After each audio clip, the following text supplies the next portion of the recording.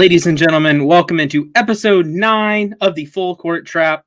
Jake and I are back once again to discuss some absolute chaos, screams, and explosions that have been happening in the NBA world the last couple weeks. We had the draft, we had a crazy finals, we had the draft, we had this free agency period, we have players getting felonies, we have Kevin Durant requesting a trade, we have Brian Windhorst actually being Jesus. What a time to be alive. Jake, how's it going, man?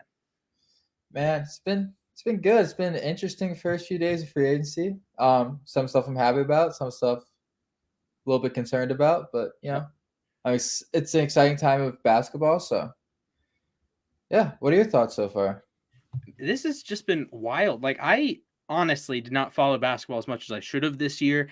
I don't know if that's just a school thing or that I got super into baseball or NFL season took a lot, but this offseason is one reason why I love the NBA, because you cannot, like, there are guys that are on like 4 different teams in 4 years. Like Ish Smith is about to break the record for most teams played for, which is insane. Patrick Beverley's on a new team.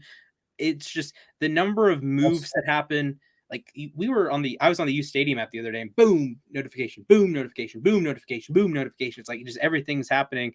Russ might be about to get traded for the 4th time in 4 years. Yeah, like after the guy who was really the guy who wanted to stay with his team from this era. Yeah. Now 4 different teams in 4 years. Crazy. I got a trivia question for you. Mm-hmm. There is one player from the 2013 draft class that is still on the team. I saw this yesterday. That drafted him. Or that it made his debut with. It's Giannis. Now that Gobert is on That's what crazier stat. Mitchell Robinson is the only Knicks draft pick in the past 28 first round draft pick in the last 28 years to sign a second contract. I love Mitchell Robinson. I really do. I think that's a good deal. I think 15 million a year for him. You'd think. Wow, that's crazy. And I was on a live stream, or I was on a Twitter space listening in Thursday night, right when like free agency was about to start. And we had, I believe his name was, is it Casey? Is something. He's a Knicks guy. And he was like, hey, I want Isaiah Hartenstein on the Knicks. I think that was a good signing for them. I think the Knicks have had a really good free agency. I think the Knicks have, for once, they messed up the draft, but for once they've had a really good free agency. Okay. I don't know if this is a hot take. I feel like they fleeced Oklahoma City. Mm-hmm. Because, so I think they like... Yeah, they got 3 first-round picks for 1, right? Yeah. I'm just saying for this year, you can't really say it was a good deal. But in the future, hopefully... Okay, yeah, fair. In the future, hopefully it works out. I mean, if the picks end up being, late first round. So what they get? They got Milwaukee's pick, I know. It was... Let me look. It was Milwaukee's pick... Knicks Thunder trade. Milwaukee's pick. Was it a protected Thunder pick? Okay, it was 2023 Denver, 2023 Washington, 23. Wait a minute. 2023 Washington? Yeah. 3 really protected. Good. Okay. So it's, how did they get 2 picks from Denver? The Athletic. What are you talking about? Okay, apparently the Knicks traded Kemba Walker and Jalen Duren, the 13th pick, to the Pistons. Okay. I think Durant will be good. That's why I didn't like the trade for the Knicks. The Knicks also sent Jiang to Oklahoma City, 2 picks at 11. New York received 3 conditional first-round picks from the Thunder, 3 protected first-round picks via Denver, Washington, and Denver. Is that a typo, or... I think Milwaukee was one of them, if I read it correct. But is it Denver through Milwaukee? The Athletic either screwed that up, or I'm... Okay, it was Detroit, Denver, and Washington. Okay, yeah. Protected first-round picks from Detroit, Denver, and Washington. All next year? Yes, all 2023. Oh, wow. So Washington and Denver are lottery protected. Detroit is top 18 protected. Huh. Interesting. Okay, there we go. That I mean, I think that's an effective trade. Detroit and Washington maybe gets into that like play-in area, but Detroit I don't think is going to be. It becomes unprotected the next year, right? Bobby Marks' tweet says all 3 are protected in future years. Now I don't know how many years in the future that is, but like that's the thing I've never understood with these trade protections, because you have like when does it just expire? Like, when does do you just say, hey, this pick is top 3 protected for the next X number of years, or is it like the set amount every time? Because that's just I don't know. I wish you could trade a protected NFL pick. I don't know. The NBA is, I think it's interesting, a little wrinkle in there, but Yeah, I mean, I don't think the Thunder would have done it either if there wasn't that protection. So it kind of makes sense. Well, also, the Thunder probably got those picks protected too. So, like, that was probably why they were protected. This is true. So, also shout out in the comments. We have Bonnie, the elbow cough emoji, and thanks, Jake. And then wordplay 187, Jake looking like wealth. That's love. Okay, we have I thought it was a Kyle Korver jersey. Turns out it's an Allen Iverson jersey. I got the Allen Iverson jersey. Appreciate the love. So beautiful. Yeah, actually, funny stories. Shout out to 2 people I saw earlier. One guy saw me with an AI jersey and said, Kyrie's like a worse version of him. I don't like Kyrie. LeBron ruined him. LeBron deserves to be punched in the face. another guy comes up to me and he's like this older guy, and I told him Allen Iverson, or I told him it's an Allen Iverson jersey. I'm not a 76ers fan. He was like an older guy, so I don't think he understood me saying that I'm a Cavs fan. So we're talking, I'm like, oh, are you a Knicks fan? Because he really didn't like the 76ers. He's like, no, I'm a Cavaliers fan. And I'm like, wait, I'm a Cavs fan too. There you go. Cavs fans out in the wild. Yeah, right? Like literally right on my street. Crazy.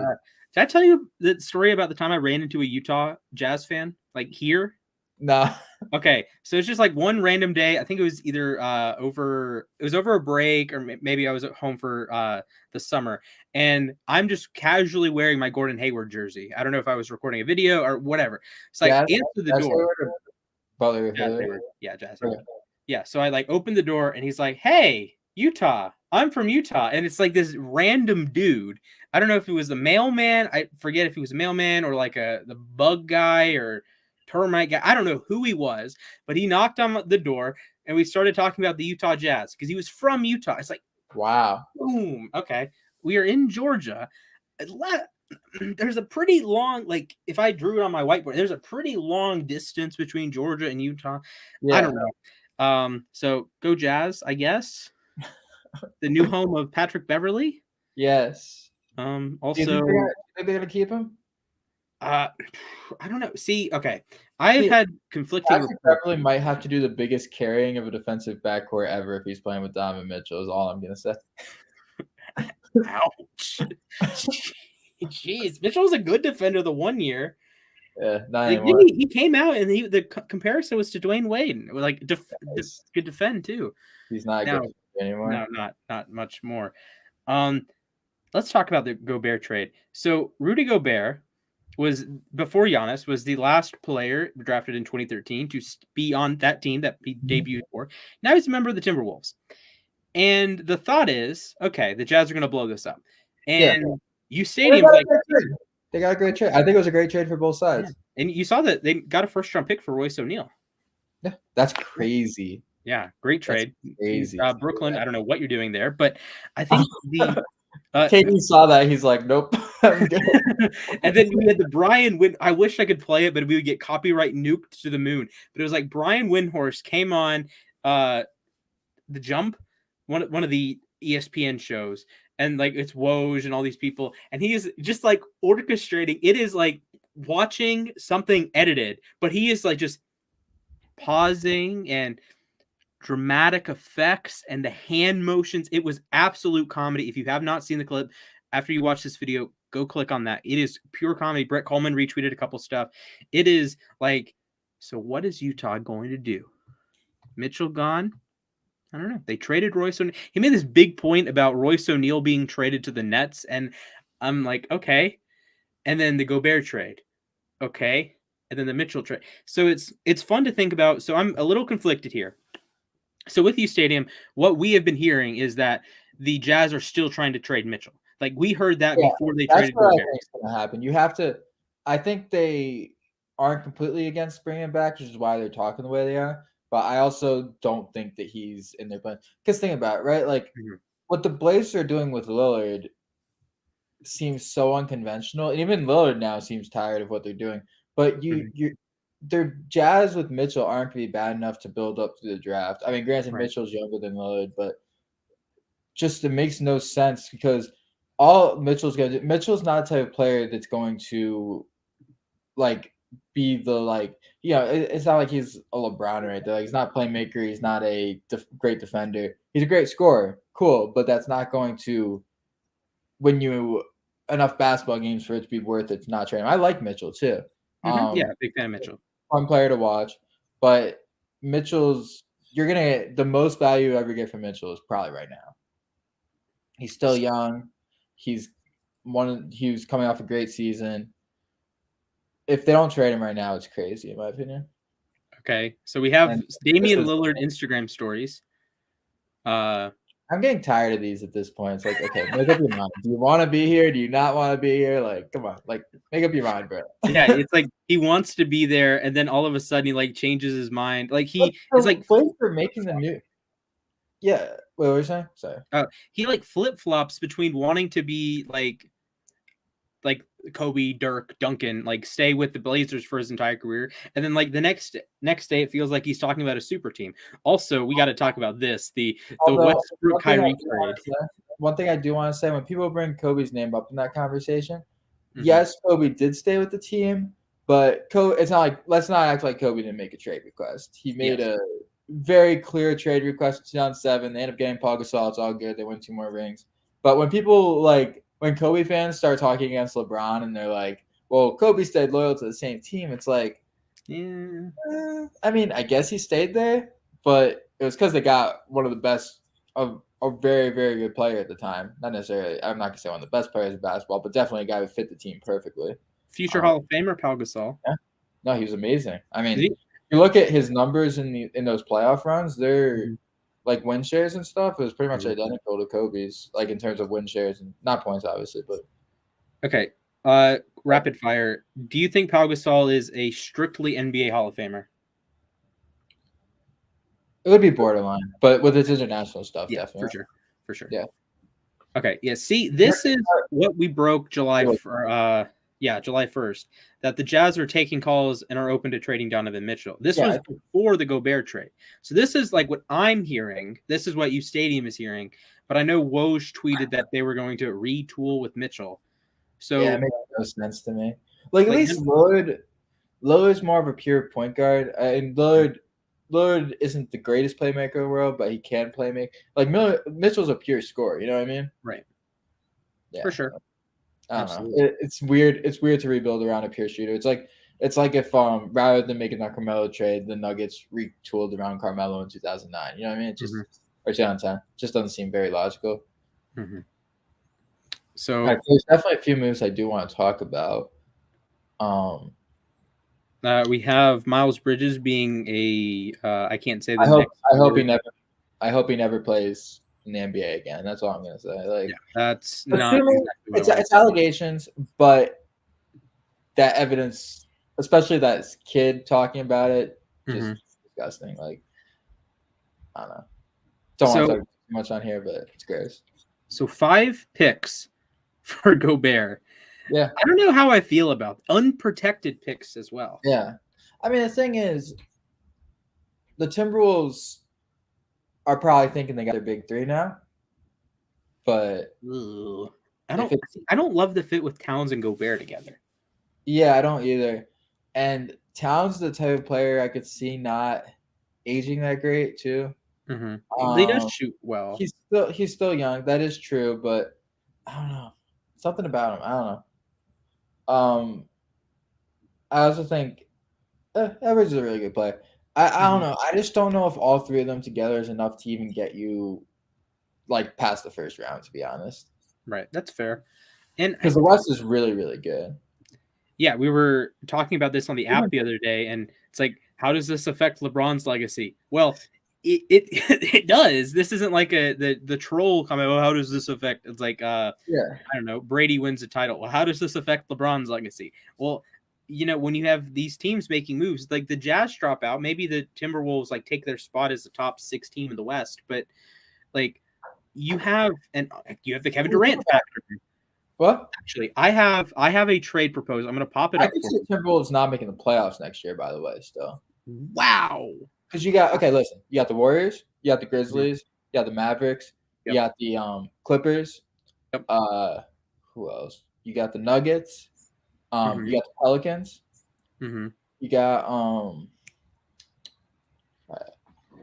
wait, hold on. Give me one second. Oh, you got the Suns. Yes. That's it, Suns already. All right, hold on. I'm just gonna get this so I can get it in order real quick. All right, you got the Suns, you got the Grizzlies, you got the Warriors, you got the Mavericks, you got the Nuggets, you got the Pelicans, you got the Clippers. And if the Lakers get Kyrie, I can see the Timberwolves still not making the playoffs. Like if everyone stays healthy, because you remember this year the Clippers weren't healthy. Mm-hmm. The Clippers weren't healthy. The Lakers getting Kyrie, I'm sorry, the Lakers with Kyrie and LeBron are making the playoffs. Like it's just they're not missing the playoffs. It's not happening. I'm sorry. Okay. I Somebody will need get it. Okay. Okay. Here's the trade. I want your gut reaction to this. This is from one of the favorites, Nick Wright. This is Brooklyn receives Brandon Ingram, Jackson Hayes, 5 first-round picks. Pelicans receive the Durantula. Wait, now I'm confused. Oh, wait, this is trading? Yes. This is the 3 scenarios. Yes. Lakers, Russ, 8.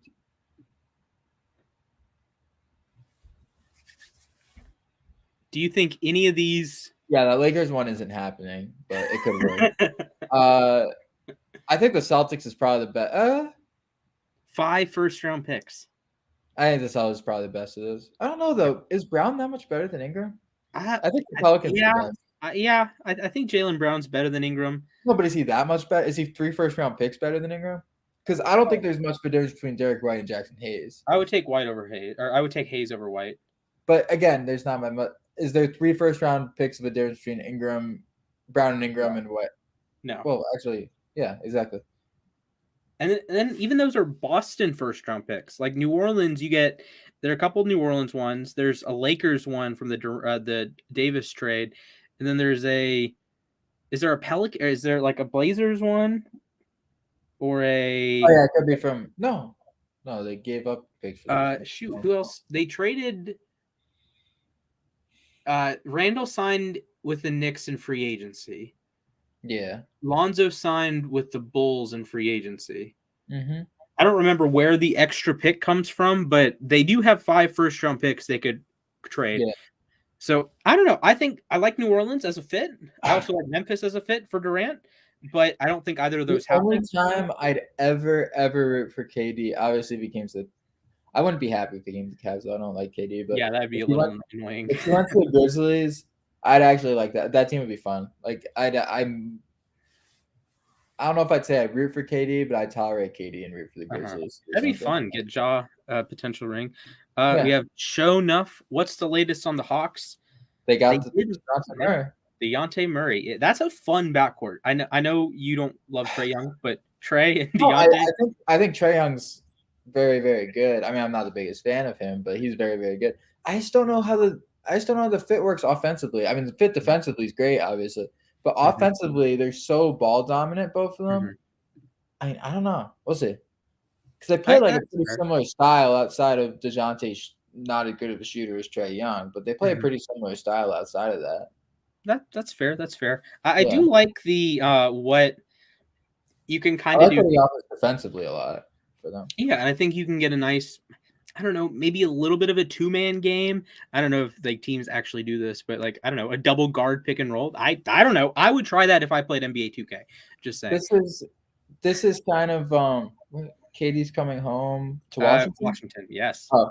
Oh yeah. I mean, they got assets. Washington. That's probably not going to happen, but they do have the assets to it. Okay, what team outside of what I was going to say before was about the DeJounte and Trae Young thing.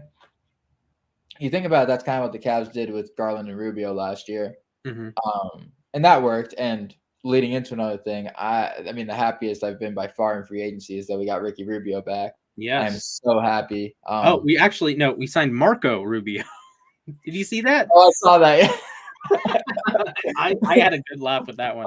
But I'm so happy we got him back for 3 years, only $6 million a year. I think that's a Mhm. great Yeah, signing. perfect for a backup point guard. Yeah, I mean, I think the ACL effect on him is being overrated. I think he'll come back. He'll play great ball. I think the issue when he came back to Minnesota wasn't necessarily that he wasn't as good. It was that the fit in Minnesota, I don't think was ever great. Think about Mhm. other players like and Andrew Wiggins and stuff. Those guys never really got their footing under them in Minnesota because I just don't think it was a very good run basketball team. It's kind of like you think about all the guys in the Kings over the years who never really got their shine, who were good basketball players, maybe didn't end up becoming what they should have been in the NBA Nick because of that. Stauskas played in You the think about NBA Finals, I believe. like yeah, you think about like De'Aaron Fox. I think he'd be so good somewhere else, but Mhm. the Kings, the Kings can't develop talent, and But yeah, then they so passed up Jaden Ivey for uh yeah, because the Jaden Iowa Ivey guy. doesn't play there. Though that guy did play really well.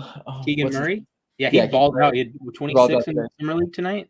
Yeah, I could see him being like a Scotty Barnes type of rookie.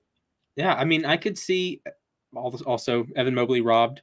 Um, Yes. let's see. I feel like Murray is more.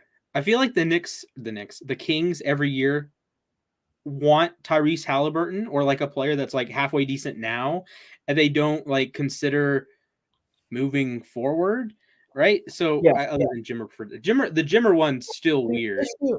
issue with the Kings is that for the Kings, making the playoffs would be like winning a championship. Hmm. That's why the Kings traded Tyrese Halliburton for Sabonis, which I think Halliburton's a better player right now than Sabonis. Hmm. So I think that was just an awful trade. Right. But I can understand their thinking that we need to get fans in the seats. We need Hmm. to do something right now because we suck. Yeah. Like Yeah. there's They have not like made the playoffs Kings since have not made the 2007. playoffs in 17 years. They're a terribly run organization, the worst organization in sports. It's really bad. Like there's nobody who even comes. I mean, It's bad. like this, Charlotte's getting up to the low that's cal. true because at least They do have at least Lamelo though. yeah, at least Kings players are relatively quiet. But like you think about like the Mariners haven't made the playoffs for 20 years. Yeah, but they've had really good seasons. It's just, Hmm. baseball, only four Yeah. teams made it for a long time, then 5 teams, 6 teams. That's a lot different than 8 teams, Right. Yeah. Like the Like, Kings, I have never seen a Kings playoff game with my own eyes. yeah. You can say that the Cavs haven't made it in whatever years because without LeBron, but that's because they were rebuilding every time they didn't have LeBron. That So was that only 4 years rebuild, too.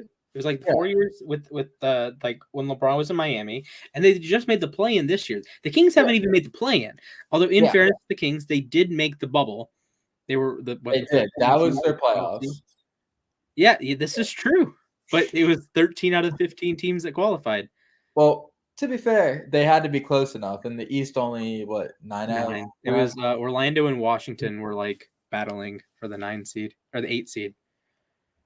Orlando ended up making it, right? Yeah. Did No, I was that the DJ Augustine playoff game that he yeah. just like No, went. that was the year before when they played Okay, Toronto. okay, that's right, Yeah, that's that right. was the year before when they played Toronto. DJ Augustine was so far in his bag. DJ Augustine's game one that year is up there with my boy Allen Iverson's game one in the 2000 finals, right? Yeah, yeah. The 0-1, like who's better, 0-1 finals Iverson or that one he 2019 DJ Augustine. or that TJ Warren in the bubble? Oh my god. Dude, TJ Warren, though, that's a sad situation. That's a guy I would not mind the Cavs taking a flyer on because he's had Mhm. so many injuries the past few years. He's a good player. Yeah, I think he's a guy that is he gives me Rudy Gay vibes, like Yeah. Memphis Rudy Gay vibes. Like, are Mhm. you going to win with him as your best player? No. Are you better if he leaves? Maybe.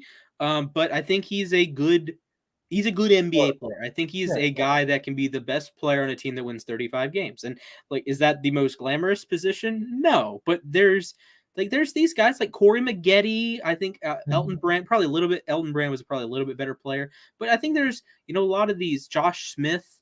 There's Rodney kind of Stuckey, different. Oh, the goat Rodney Brandon Stuckey. Jennings. Oh man. Oh, 55 points in his ninth NBA game. We got Pogbond with the Rudy comment. He also Yes. says, "I'm super sad that the Jazz are moving from Rudy." Yeah, it is a end of an I era in some I'm sense. not I'm not a Jazz fan, but Good I point. think it's been time. Uh, I think it was time last year when Mhm. the way that Clippers series ended, and then they give him even worse perimeter defense this year.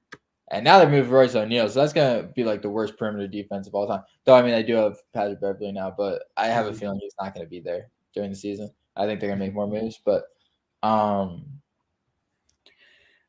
stupid I GM. I understand that, but I I do think it think is he desperate. roles perfectly. I Mhm. think the move was a couple years too early though, Mhm. because And I don't think his Gobert team is will such an prosper awkward when we know. fit. Like I get what they're trying But to do. That they did you not have a rim protector. The Cat's not a rim protector. This is a good point.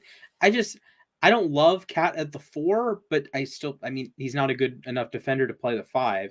But Yeah, I think Gobert is almost reaching that. I just was talking about Rudy Gay, TJ Warren, that yes, they do one thing really well with Warren and with Rudy Gay, it's score the basketball. With Gobert, it's play defense. But you can exploit that.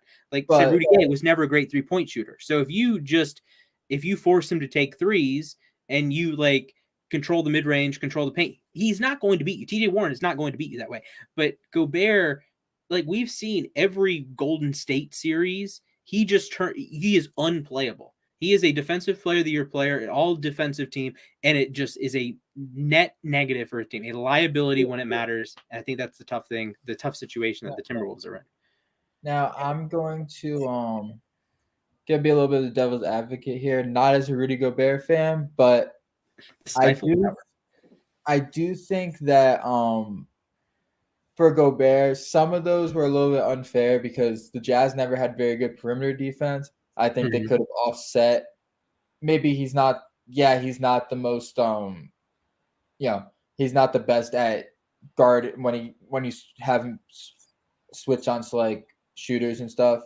Not Mhm. the best, but I think if you had better perimeter defense, that could have made up for it. And the Jazz never had very good perimeter defense around him. That's fair. That's So fair. I'm interested to see how it goes because the Timberwolves have a bunch of those little like scrappy type of guys who can defend the perimeter. Or sorry, I say Jazz, I meant Timberwolves. Mhm. Uh, so I'm very interested to see how the fit goes. I'm not sure how it will.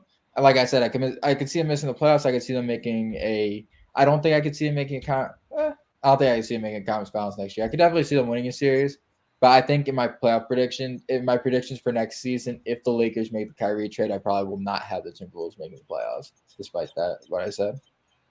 I could see that. Also, we have the NBA highlights. Scottie Pippen. Did you see what Scottie Pippen Jr. said about playing with his dad? No. Oh, he Okay. said that he made his dad quit, right, or something. His dad would fake injury. Yes, That's NBA funny. Hall of Famer, NBA 75er, 6-time NBA champion Scottie Pippen would quit and fake an injury when he's playing against his son in pickup. Oh my goodness. That's funny. All right, so what else I want to talk about? We have the quote from, or the question from Troy. So, anything new happened lately? I'm just gonna go through Rose's tweets and find different trades for us to talk about. Oh, by the way, I'm very annoyed with one signing. Um, I probably wouldn't be able to guess it. The Warriors Also, getting Dante DiVincenzo for $4 million a year, or that's a 4.9 bummer. million. That was a great signing for them. I mean, I think the Gary Payton Jr. signing Mhm, for the Trailblazers was great, and they did lose him. But the fact mhm, they were able to get a guy who shoots like 45% and catch and shoots, and they're the mhm, Warriors, is mhm. terrifying. Yeah, I agree there. Um, Like, I'm not excited to see that. we have a ton of big money extensions. Darius Garland got the Yes, 130 or plumbing. $193 million deal. John Morant, the $193 million Yes, deal. Zion two of my favorite Williamson, players in basketball. the $193 million deal. Two of my three favorite players in basketball. Um, let's see who else got the big extension. Bridges was about to. Um, He's never anyone playing else? again, or he's Right, not playing again for a couple of years. He'll play. He'll probably play again because of the way sports goes, but he's not gonna play for a couple of years. right. Anyone else? I think it'll be who was the Did RJ get an extension? No, RJ didn't. no. No. Who was Okay. the announcer in the '90s who did something Mark similar? Albert. Yeah, and he had to go through like that rehabilitation Mhm. thing. I have a feeling Bridges will have to go through that same type of thing to get back Yeah, in. see, I don't really want to discuss, but the difference with that is that that was the '90s. Now it's like Yeah, 2022, and Bridges' but wife can post it on Instagram. at the end of the day, whether it's right, it's not right. But talent can Mhm. get you a lot of places in sports, and we could talk about Deshaun Watson or whatever. Mhm. They let you back on the field if you're good enough talent. Mhm. I challenge the NBA to do something different because there's a lot of evidence here, and clearly he had his choice. But it is what it is. Okay, on some lighter news, Yeah. this is awesome for the game of basketball. So Jessica Holt is the agent for Devin Booker Oh, and that's Karl awesome. Towns. That's 2 max contracts on the same day. That very is cool. awesome. That's awesome. This is why we love sports. Yes, that is very cool. What we do not love sports with the whole. Do you see the Freddie Freeman contract stuff? Yes, that's messed up. Yeah, I I agree. think he's gonna end up back in a Braves uniform, brother. As a Cavs fan, I think this is accurate. Yes. Also Sexton. Yes. Um, Bradley Beal, So 251 million. so a trade I want to talk about because it determined who my 2023 champions pick is the Celtics getting Malcolm Brogdon. I think that Mhm. was I think that was possibly the best like low key move of the offseason. Mhm. Pat Bev off of waivers. I swear to God, if the Warriors get Pat Bev. Remember when he said, "What was it? The next 5 years are his." I mean, if the Warriors get him, he's probably not wrong. Oh my God, if the Warriors get Patrick Beverley, I'll be so done. Uh, but yeah, I think Brogdon going to the Celtics is the perfect player they need. For one thing, he's smart, and that team is really stupid. No disrespect to the Celtics, but that team is Mhm. really, really dumb. They're really, really talented, but really, really dumb. And I Mhm. need somebody who just doesn't turn the ball over, plays the point guard position. I Mhm. mean, they have great defenders. That's not where they're stupid, but Right.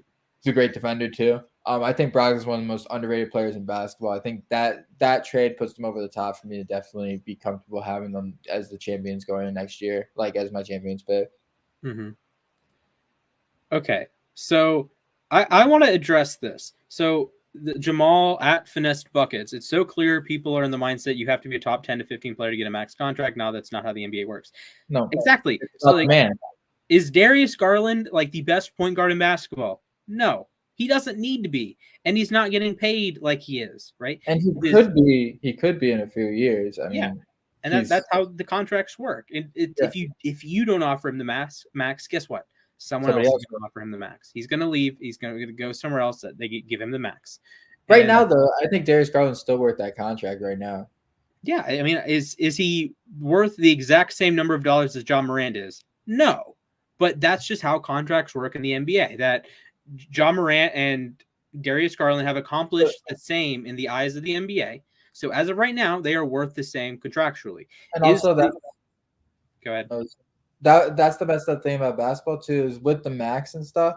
Your money per year doesn't really dictate your actual value. Like Mhm. remember, no disrespect to Mike Conley, awesome player in his prime, but Mike Conley at one point was the highest player in basketball. He was not the Yes. best player in basketball.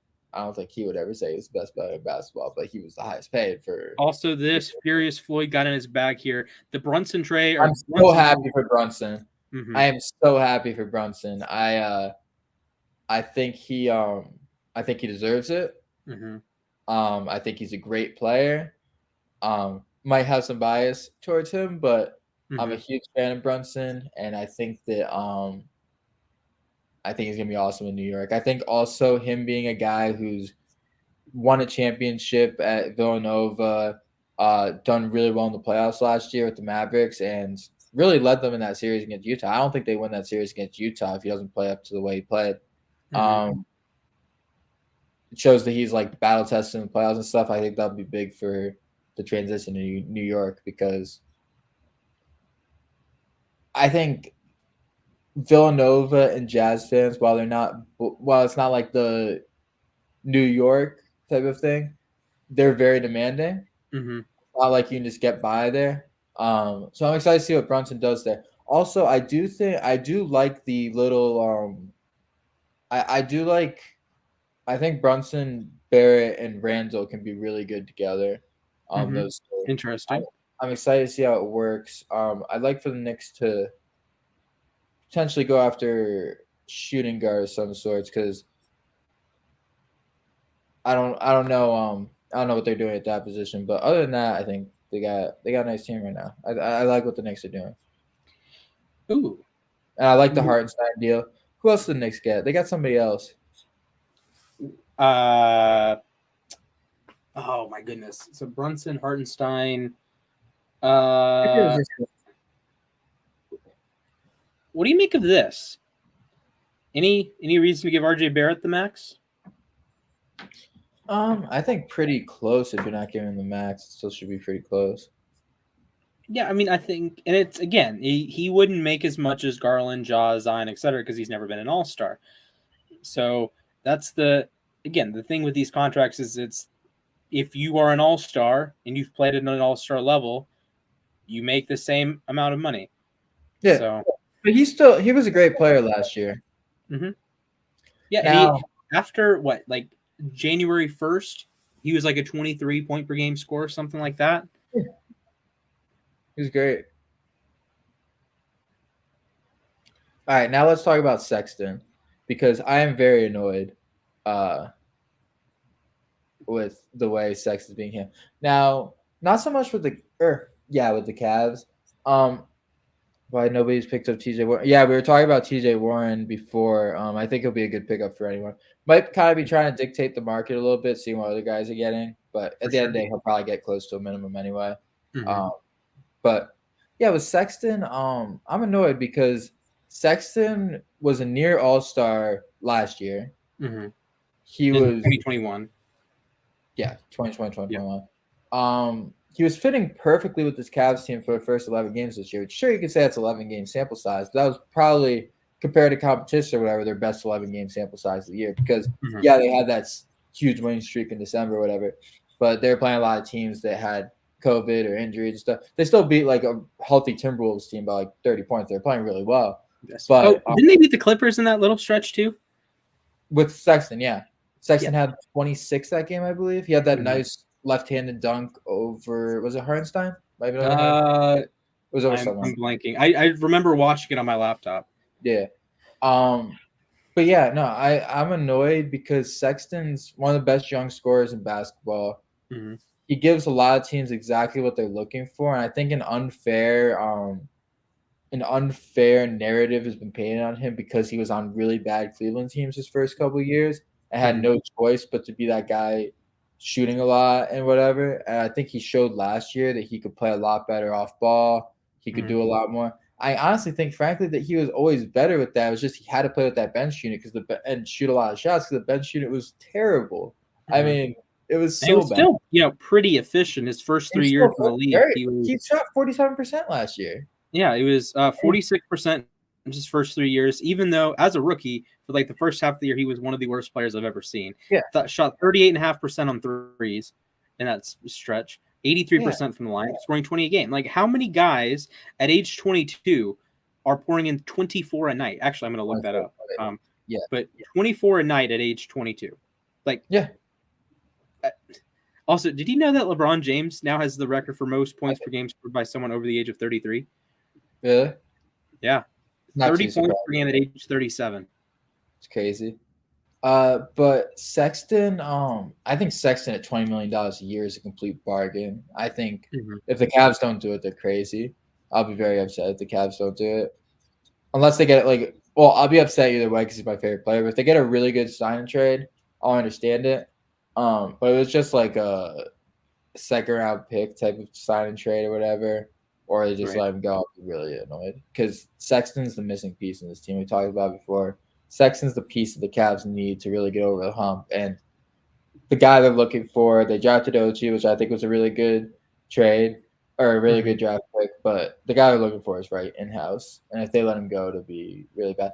Now, what I'm hoping the Cavs are doing, because they offered him that 3 years, 51 million or whatever, and he declined it. What I'm hoping the Cavs are doing is they're trying to let him dictate his market, see what he's got, see what other teams are going to give him, and no matter what, they'll match it, and just be like, okay, we can let you see what your value is on the market, and hopefully they're trying to get him like a lower deal so that they can work with a salary cap, whatever. That I'll understand, but if they're letting him walk, I'll be very upset. Okay, I have a list for you. This is every player in the history of the NBA to average more points per game at 22 years of age or younger than Colin Sexton did. Anthony Davis, Sidney Wicks, Jeff Petrie, Devin Booker, MVP Derrick Rose, Kat Durant, Trae Young, this Terry DeShinger dude in the 60s, Marquez Johnson, McGrady, Rick Barry, David Thompson, the GOAT, Stoudemire, Haywood, Tatum, Mello, Booker, McGrady, Zion, LeBron, Ja, Durant, Doncic, MJ, Doncic, Kobe, Kareem, Doncic, Mello, Shaq, Trey, KD, Robertson, McAdoo, LeBron, Walt Bellamy, and Rick Barry. That's a very good list to be a part of, right? Like there's like two randos from the 60s. Like there's a couple Those guys randos. probably weren't randos in the '60s either. It's probably This not is a guys good who are point. good enough. This is a good point. They're probably not guys who are good enough for us to be constantly talking about in 2022. But they probably Mhm. were considered good players back Yeah. then. Let's see. It's just this narrative about him, like his teammates love him, and they try to put like this like narrative that his teammates hate him. Or whatever. I don't know what the media has against the guy, but it's not fair at all. He's like the hardest worker, Mhm. one of the hardest workers I've seen in the NBA. The guy This is Jeff Petrie great. dude looks averaged 22 a game for his career. Had three Wow, seasons that he averaged 24. wow. Yeah. But yeah, Hey, I would take Sexton's, that from an eighth overall pick in the draft. Sidney yeah, Wicks. He was a 4-time All-Star. Was rookie of the year. Almost. Oh, that's a bummer. He was on the 76 Blazers, then went to the 77 Celtics. So if he had like done it the Swiss opposite way, would he have would get been. 2 rings. So he Oh missed out on wow. 2 rings. Then he played with the San Diego Clippers. Hmm. He But was a yeah, 22 point per game. Okay. it's just annoying. Like Sexton's teammates have always talked good about him, and the media has tried to put this narrative of him. Oh, his teammates hate him, or whatever.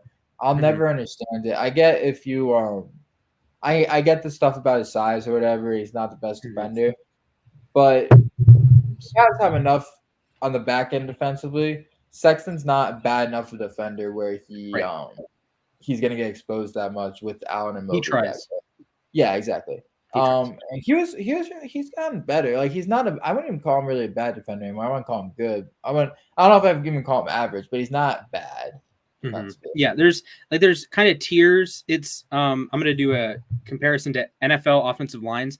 That there's good offensive lines, there's offensive lines that let you do what you want to do, and there's bad offensive lines. Yeah. Sexton Sexton lets you is do what you not want. so much of an albatross defensively that like you're ruined.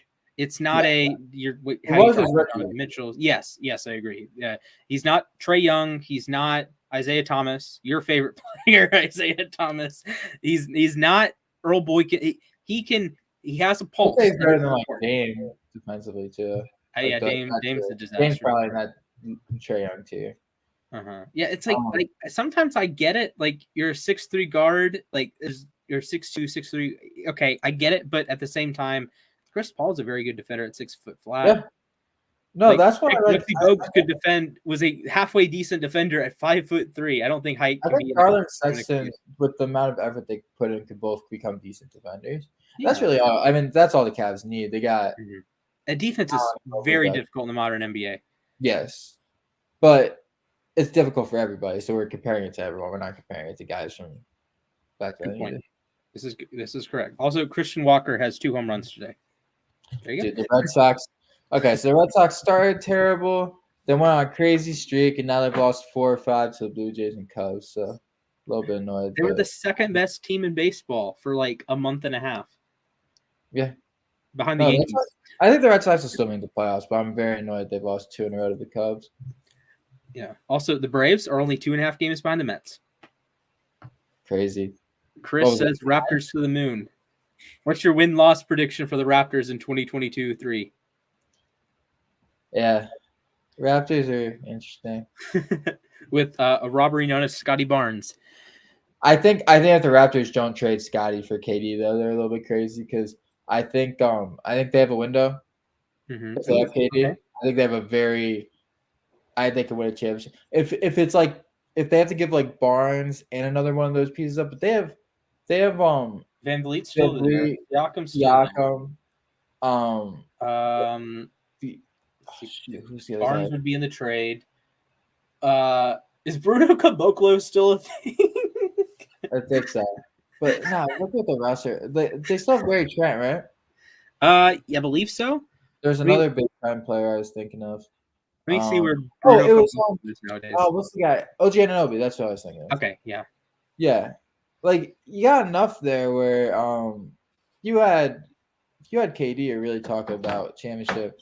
I don't know. I don't know. I mean, Barnes Oh is good. no. Okay, guess how old Bruno Caboclo is? 30. He turns 27 in September. Wow, it's He crazy. was drafted when we were in middle school. Yeah. Wow.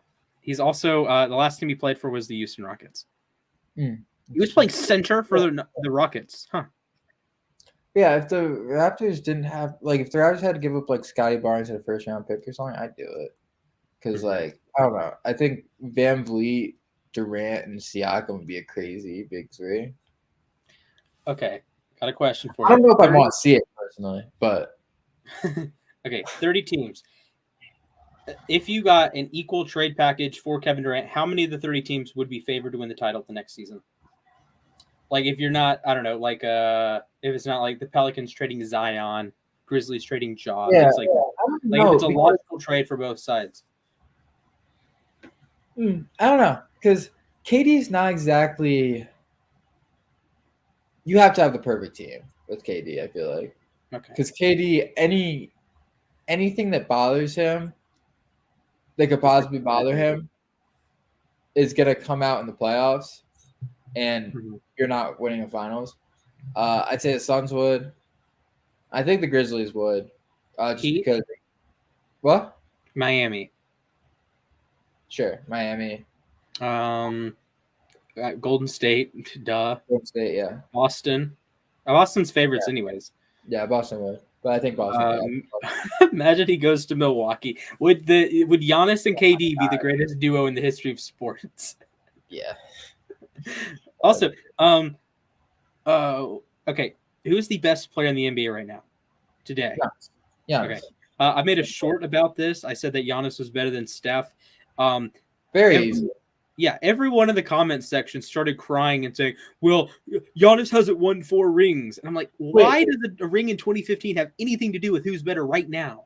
They probably thought you meant all time because there's no way people actually think Steph's better than Giannis right now. Because there was a post. So people do have weird recency bias, but Steph didn't even have that crazy of a playoff run individually. Like he was good, don't get me wrong. He had a couple great games in the finals, but he was great in the finals. But I'm talking about his full playoff run. Like Giannis had an all-time playoff run, had an all-time finals run. Kawhi had an all-time playoff run. LeBron's had like 10. Giannis is even better than Curry in the playoffs this year. Yeah, and then just no one could hit a shot. That was one of my arguments that like when Giannis is at that level and Curry's at that, like when they're both playing at an elite level, Curry's almost immune to his teammates being bad because his X factor is shooting the 3 ball. Yeah. Giannis's X factor is getting to the rim. So when you're like forced off of it, well, Curry has like Curry's like secondary thing is getting to the basket. He's very good around the rim. Giannis's secondary thing, he can find shoot. Like there's the reason he averages 6 assists a game, something like that. Yeah. The problem is his teammates aren't knocking down shots. His team. Well, the problem was Chris Middleton. Let's call it how it is. If Chris Middleton was playing that series, the Bucks won the finals. Yeah, and like no one could hit a shot in Game 7, and people are holding that against Giannis. It's like, okay, yes, Giannis was shot like 40% in that game, but they went like 4 for 23 from 3 at one point, 4 for 27 from 3. It wasn't going to matter if Giannis put up more. Like if Giannis put up 10 more points, it wasn't going to matter. The team just couldn't knock down shots. Yeah, like if they make, I don't know, if they make 30% of their threes, they are at very least in that game in the fourth quarter, and you're not getting like Nick Stauskas minutes. that was the day that probably made this playoffs the worst I've ever seen for me. Was Mhm. that day? So we got the 2 game 7s, and it was like, all right, this playoffs is finally going to become something great. And then yeah, They were both totally Celtics unwatchable. kill the Bucks. And to be fair, it was interesting just how bad the Suns melted down. Mhm. But I mean, that was one of the And worst. then That was the most pathetic performance I've ever seen in basketball. That I Suns agree. performance. The Suns don't deserve to have a season next year for that performance. That was awful. It's that's up there with like That uh was. I hate when people compare it to LeBron's 2011. LeBron in 2011 at least could do something on the floor. uh-huh. Booker and Chris Paul in that game were the most pathetic players ever. Look, It I'm a was. big Stauskas guy. I'm a alternate I like Michigan fan. Stauskas. And he Yeah, has I a like pretty good Stauskas. scores too. He thought he was gonna be on the NBA, came back. Hopefully, he can be something Yeah, I'm happy. next year. But Correct. Giannis is God. Giannis is very, Facts. very good. Yes. The alphabet. And I love watching people pronounce his name for the first time. Okay, can you spell Antetokounmpo without like autocorrect or looking at it? yeah, Giannis. I said Antetokounmpo. Oh no. See, I Okay, felt so confident about that. I was like, wow, Giannis is that hard to spell? Yeah, no, I'm not spelling it. that is so funny. I do have it auto expand. I have a couple like I have Keekly auto because I can never remember how to spell Keekly, because all like the letters run together. And then Giannis, I have the A and T. Gronkowski and Belichick were always hard for me to spell for some reason. Yeah, Belichick. I had to learn how to like it was Belichick, and it's like okay. I I always think say check. Gronkowski isn't that hard. It just always came up with the red line on like iMessage autocorrect, so I always Oh, thought it was something wrong. yeah, it's the worst. Oh, actually, the legitimate worst. Let me find the tweet. It's any article about Justin Fields because Justin Fields' last name is a relatively common noun, especially when you're talking about like sports, right? So on Grammarly, which is a website I use a lot when I write my articles, when you type in Fields, so something to the effect of, I don't know, Justin Fields had a rough rookie season, period. Fields had I don't know, passer rating of 72. This guy, Mr. Jeff Bell on Twitter, this is the best tweet I've ever seen. It only affects like 2% of the population that uses Grammarly. But can I please have a plugin to recognize Justin Fields' last name is not the plural form? Oh, so it has the apostrophe. Yeah. So it's like every single time it'll say like correct this, and it'll be like, no, it's not Field apostrophe S. It's Fields, the last name. Like mine Yeah, no, last name that is happens Clark. with somebody else too. I forget who it is, but It's like there's obviously like Williams, like that's not going to autocorrect, or James, that's not going to autocorrect, but it no, doesn't James feel, does. huh? Well, no, sorry, James autocorrects the Jameses sometimes, not James. Yeah. Yeah, or try spelling Jameis. Ugh. Like I love Jameis. I love writing articles about Jameis because he's one of my favorite players, but it is so annoying to write about him. Spelling only counts in spelling bees. I can agree with Very that. true. I can agree with that. I Yeah, one when I said Giannis, Giannis there, Giannis, I felt like I was in the spelling bee again. Give me flashbacks. Yeah. Oh man, I remember I misspelled. I was like in the final round, a guy named Paul, and I misspelled specialty. I flipped the T and the L. Like I just got confused in my head and said the L before the T. I thought I got it wrong. That's the point. And that was just like, huh. And I realized just how little spelling meant. I write for a living, and I don't have to be a great speller. I happen to be a halfway decent speller because I write, I don't know, 250 articles a year. But like, spelling is a little overrated. And then you have like Yeah. dictionaries. You can just look it up on your phone. Like, I don't know. When's the last time you opened the dictionary, like a paper dictionary? Because I open like the dictionary.com app occasionally, but like I don't remember the last time I opened a dictionary. Yeah. I the last spelling bee I remember doing, I don't remember what grade it was, but it was like when I was really young. And it was I remember I misspelled. I was in like third place. I misspelled rodeo radio as radio. That's all. Oh dear. I was so mad. Oh no. Also, the Dodgers have won 14 of 15 against the Padres. Huh. Crazy. Now the Padres are like The worst good team ever? nah. What's the there's a team in football. Oh no, it's in basketball. I don't even know what team I'm thinking of. But it's one of those teams that just beats Bulls. Bulls, that's what I'm thinking of. Hmm. It's like the Bulls, they'll beat up on bad teams, but then when the Bulls have to play a good team, it's wraps. Yeah. Did they go like 0-24 against teams better than they were? I think they ended up winning those. What was it, 1 or 2 against the Bucks? Was it 2? I don't, because they They kept won. losing to the Bucks. They They kept won. losing to the Heat. They kept losing to the They Celtics. won one. They went. It was 1-1, and then Middleton gets hurt, and you really think the Bulls have a chance, and then the Bucks end up winning the last That's three. right. That's right. Like even we were beating them. No. No, we beat them. We beat them the second time, first time, and we lost the last three. But I think 2 of those were when our guys were hurt. I remember one of them was really frustrating. We went down 23 in the first half, so we shot like 1 of 18 from 3. Then we come back, cut it down to 1 with like 3 minutes left, Mm-hmm. and then lose. I think one of the most frustrating ones was I think they had a guy out with COVID. Lonzo was out. Maybe somebody else was out. Mm-hmm. We played them, and it was when we were really doing well. It was Mm-hmm. after the Rubio injury, but while we were still playing really well. It might have been right before. You remember when we beat the Bucks in that big win?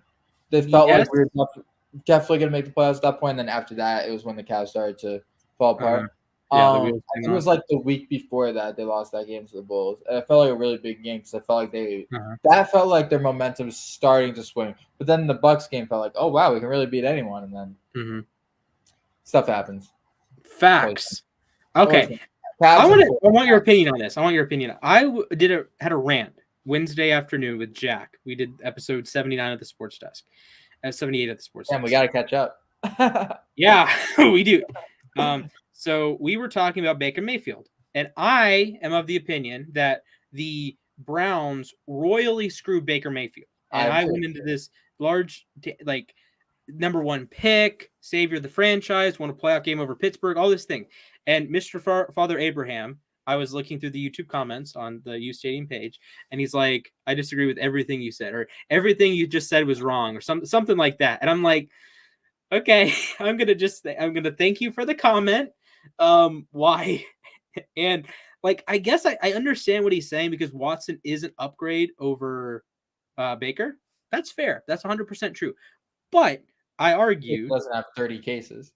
Yeah, this is true, and I would argue that the 3 first-round picks, like it's like the Gobert or the when we were looking at the Kevin Durant trades, that the 3 first-round picks in that trade are valuable.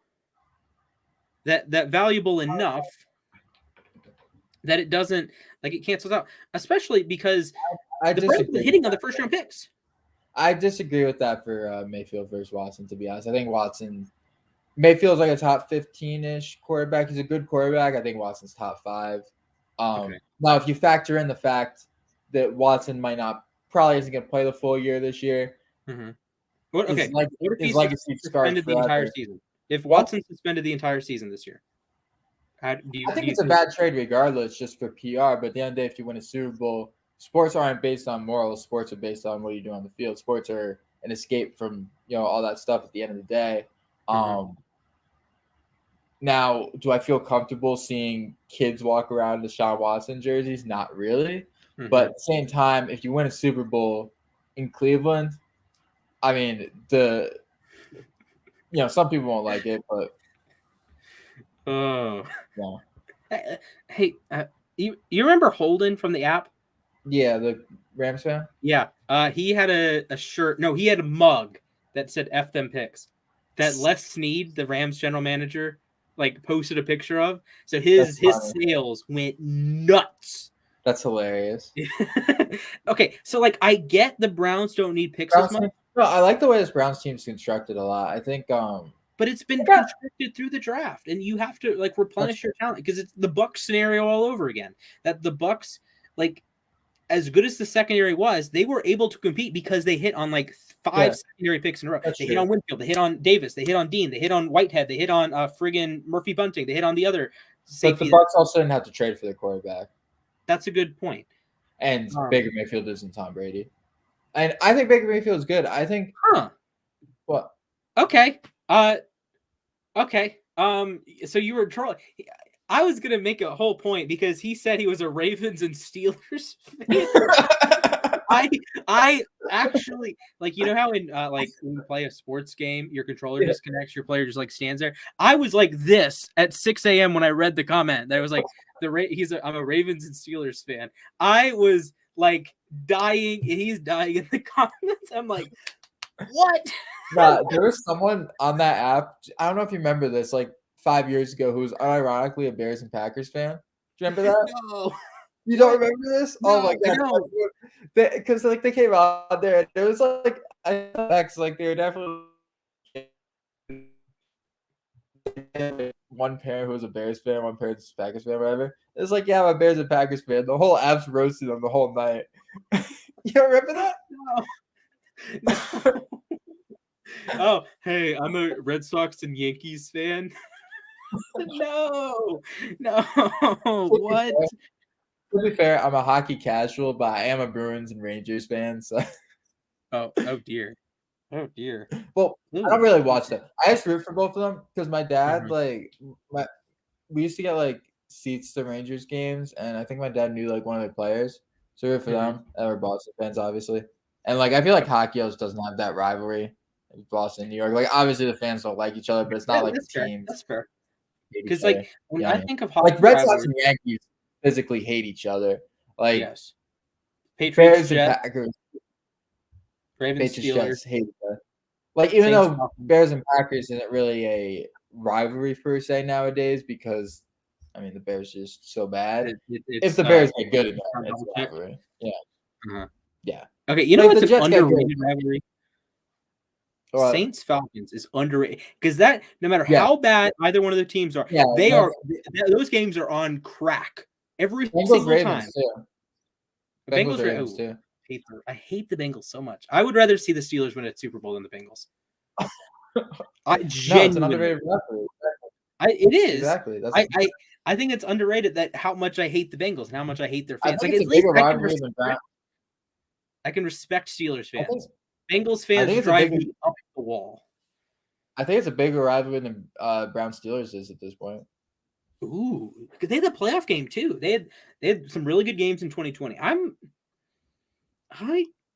don't know though. It feels like every time the Ravens and Bengals play now, there hasn't been a close Bengals Ravens game in 3 years. This year wasn't. No, they okay. The week 7 game they slapped us, but they had a fight this year though, didn't they?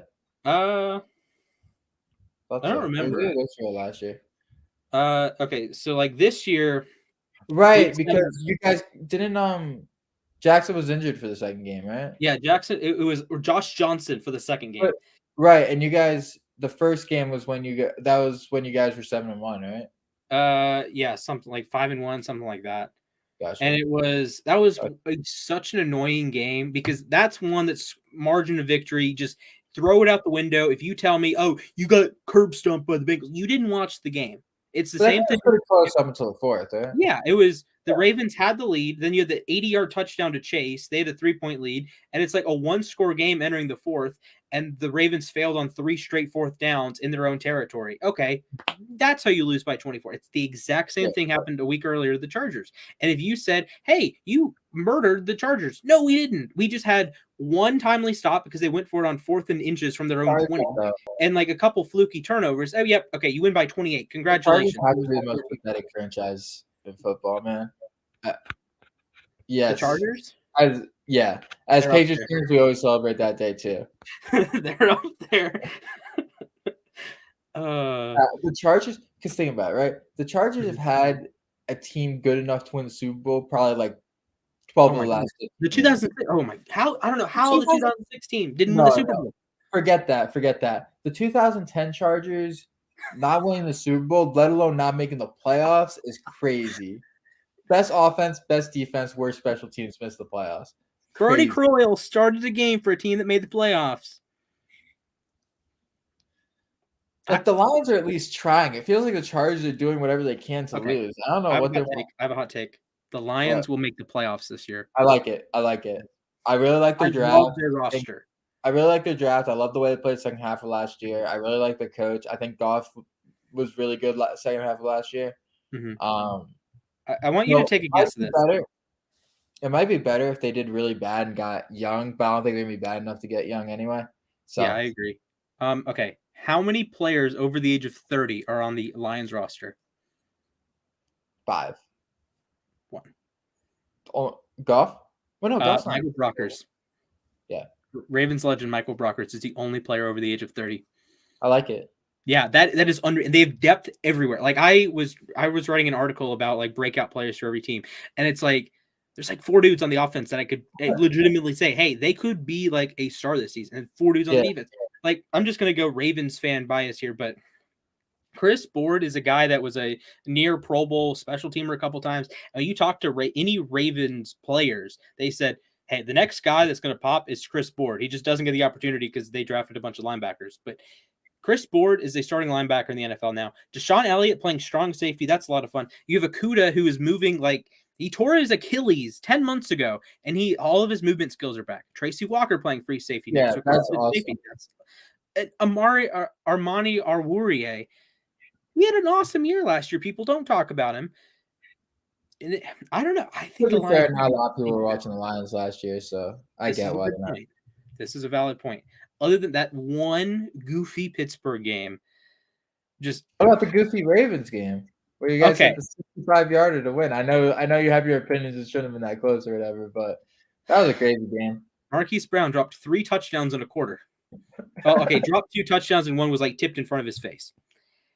Yeah, Look, I know the final result says 19-17. I know you're going to say, "Ooh, he hit the 66-yard field goal." I get that. One, Tucker missed a kick from 50 yards earlier in the game, so if he makes that, the 66-yard field goal is irrelevant. Two, if Marquise Brown isn't actively losing football games, they win the game handily. This is the same. This is Sammy Watkins' argument in the Miami game. I don't know if we've had this conversation. Sammy Watkins probably was a Dolphins player for that Ravens Dolphins game. He was involved with 2 pass plays. One of them, he didn't drop it because he didn't put his hands up to catch the football. What is the wide receiver supposed to do? Catch the ball. The ball went right over his head. He's like, they get picked. no, it was in the back of the end zone. So it's either he catches it or no one catches it. So like my ring light is right here, right? So the ball's like coming to the ring light, and he's like, okay, cool. Third down. Then we hit a field goal, and then he had the fumble. Xavier Howard, or was it Howard? Howard returned it for a touchdown, but Watkins had 2 targets. One wasn't a drop because he technically didn't even try for it, and it was probably the best throw I've ever seen Lamar make. Like it was a oh. I legitimately and then was screaming like I don't use profanity much. I was screaming profanities in the dorm that night. Let me put it that way. I don't swear, but oh my goodness. And then the fumble. So that's All right, so there's switching the topic real quick. There's a couple of more trades and signings I want to talk about. A trade I actually really liked for our Kings is I really liked the Kevin Huerter trade. I think that was a great trade for the Kings. Surprisingly, I think Kevin Huerter is worth as much you're going to get from a top 12 or top 10 protected pick. Wait, sorry, protected first round pick this year, protected top 12 in 2025, protected top 10 in 2026. I think Kevin Huerter is about as good of a pick as you can expect at that point. I think he's a very good shooter. I think he'll help Fox and Sabonis out a lot. Really like Davion Mitchell. Who they draft again? My bad. Keegan Murray. Murray. If he turns out to be something, don't be surprised if. Oh, and I like the Monk signing too. I really like the Monk signing. Don't be surprised if the Kings are at least a playing team this year. I like the way that roster. I mean, I could see it. I think for the Kings, they are but the Kings. it seems like their management kind of knows what they're doing now. I mean, they did just do the Halliburton trade, but at least they have a direction. Like, I don't know. I mean, maybe they're just being stupid and just hoping for anything. But I like the way this team's constructed now, even though I really hated that Halliburton trade. Yeah, I think that's fair. And I at a certain point, you can kind of like BS your way into being halfway decent. It Yeah, is exactly. honestly surprising that the Kings haven't made the playoffs. No, it's Like, like almost impressive at this point. I mean, yeah, it's like even the Pistons you made had the you had the best you had the best center for a few years there too. yeah. The Pistons made the playoffs with Andre Drummond as their best player. Yeah, it's Yeah, crazy. our favorite player in the Um, history of the sport. Yeah, but okay. I told you about um the video that I made that the one that Father Abraham was talking about, right? Um mhm, so I made it a short for the 19th anniversary of the 2003 draft. And I was like, yeah, LeBron's the GOAT. Here are my reasons. You need to see how many people not only disagree with me, but don't think LeBron is top 5 all time. And like, there was one guy on the Instagram that said that LeBron wasn't the best player of his generation, was never the best player of his generation. Because like in the 2000s, the best player was Kobe, and then since 2010, the best player is Curry. And I'm like, do you are wow, have brain? Like, look, hilarious. I get the LeBron hate, I get it, and I'm fine if you have him number 2 all Well, time. I get some of it. I get the rational LeBron hate, but the irrational Mhm. LeBron hate, Ooh, like there's I some got a rational one for you. Longevity doesn't matter. that's very irrational. What? Then why is Kareem top 5 in everyone's list? What? Like, No. I mean, it's not. It doesn't make sense for people to say the longevity doesn't longevity argument working against LeBron is genuinely stupid to matter. me. That's what I'm saying. Uh-huh. Um.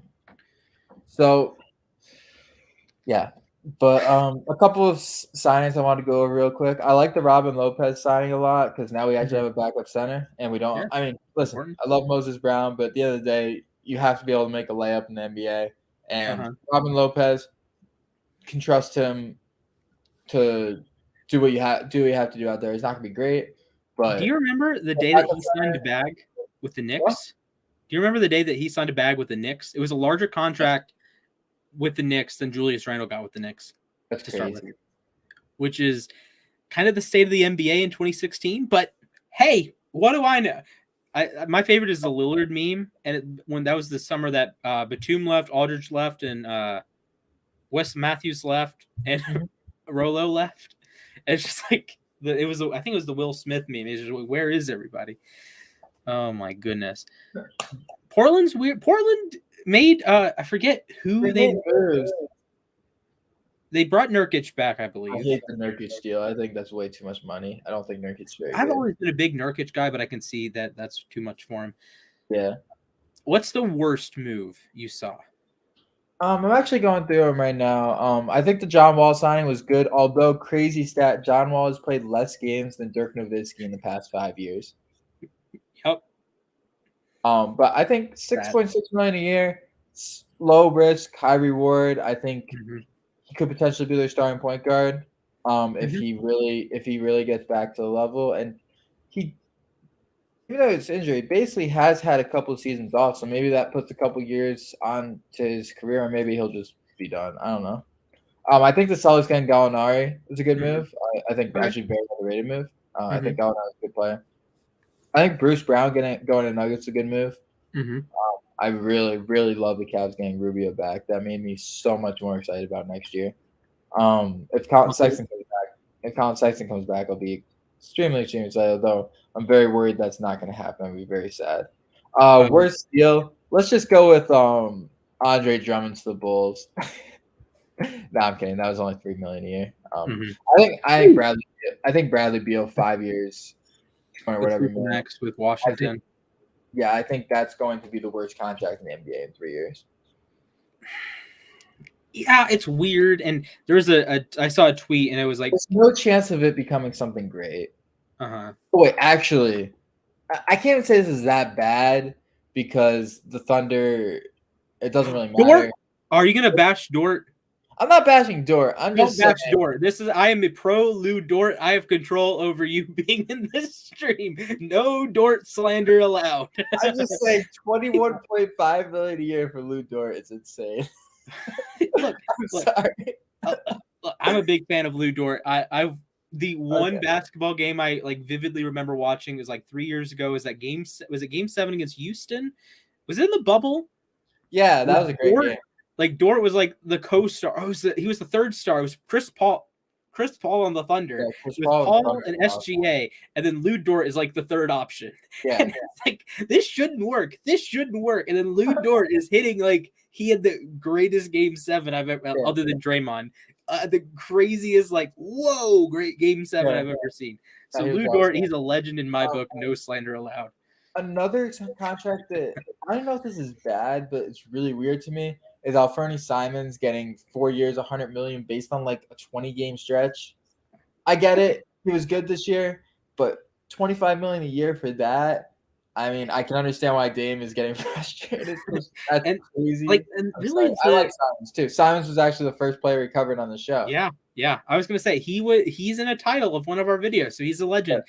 But one issue I have is, can he coexist with Dame? And I want to believe, I would like to believe yes, but they seem they're to me the same player, like a different tier of player, but they're the same like Yeah, I agree. archetype of player. Like they are, like shot creating point guard and a shot creating point guard. Like what are you doing? Like it's like a like I don't think the Blazers know what they're doing. I think they're desperate to make I think moves this to is make true. Dame happy, and I Mhm. don't think they know what they're doing, and that's why I think it's hilarious. And I think the Gary Payton's junior signing was great. I think that was a great signing, Mhm. but is that really moving the needle?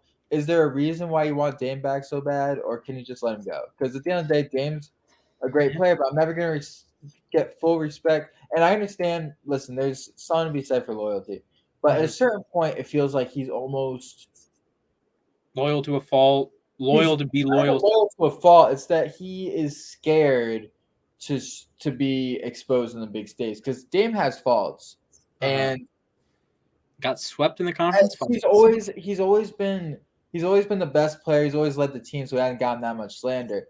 Mhm. But Dame's like if you get into a big series, Dame's defense will get exposed more than ever. You know what I mean? And Dame's been in big series where his defense has gotten exposed, but nobody Yeah. cares because he's Yeah, the best and player. you don't notice because he has the that shot against Oklahoma City, or he has the shot against Houston. Like he has two of the clutchest shots in NBA history. Yeah. Like okay, and that gives to me that I'm not going to say gives him a pass, but I think the media and I think a lot of I think the NBA Dame fans give shot him a pass for Yeah, it. I honestly believe the shot against Oklahoma City is overrated, but the shot against Houston is one of the clutchest shots of all Yeah, time. Because the shot against Oklahoma City was a tie game. Game 5. You're up 3-1. Mm-hmm. I understand it was a deep shot, but I don't know. I think that shot's overrated. Really cool shot. Mm-hmm. But that shot against Houston is one of the most Houston's a cold-blooded big one. shots. You're down. It's Game 6 at You're up, home. you're up 3-2. You're probably gonna lose the series if you miss that shot. Uh-huh. That That's fair. shot's one of the most cold-blooded shots ever. Uh-huh. By the way, we were talking about the worst move of free agency earlier. It definitely wasn't the Simons or the who was the other one? Who's the other one? Nurkic. Deal. It definitely wasn't one of those two. It was the Nets trading a first for Royce O'Neal. Makes 0 sense. Makes 0 sense. Royce O'Neal. I would give up a protected second rounder for Royce O'Neal, man. I don't hate Royce O'Neal, I but don't it's hate Royce O'Neal either, but how much of a needle is he moving? Definitely not a first round pick. like he's a and from the okay, so the Nets traded, so it'll be the Nets pick. The Nets might not be good this season. Yeah. Well, no. It's the lesser of Okay. the Nets 76ers. Or hold up, I'm getting the teams. Give me 1 second. Because I was going to say, like, the Nets might not be good this season. I was actually hoping Durant would get traded while we were on stream. That would be the greatest thing ever. Obviously, didn't happen or has not happened. I'm not going to rule it out. It has not happened. It is pretty late for a trade like that to be announced. Wait. We get a nuke. Actually, Shams.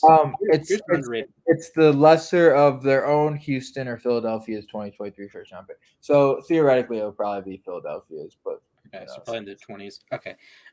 Here's an underratedly bad free agency move. Everything Woj did, because Shams just Yeah, like there was, I think, one move that Woj was like first to, and Woj got a couple NBA draft picks wrong, and Shams is like boom, boom, boom, boom, boom, boom, boom, boom. Actually, no, I think Woj got the number one pick wrong, and then he like Yeah, tried to backtrack and say it was Bankero the yeah. He entire said, time. yeah, he said it was definitely gonna be Chet, right? No, not Chet. Jabari. Yeah, it's like, oh, it's Jabari, Jabari this, Jabari that, What and do you then think like, about the? Oh, sorry, keep going. Shams is like, it's gonna be Paolo, all right, yeah, What do it's you gonna be think? Paolo. And then Shams or Woj was like, "Oh, it's growing rumors that it's going to be Paolo," and he got torched all free agency. Like, I respect a lot of what Woj did, but he took an L this weekend.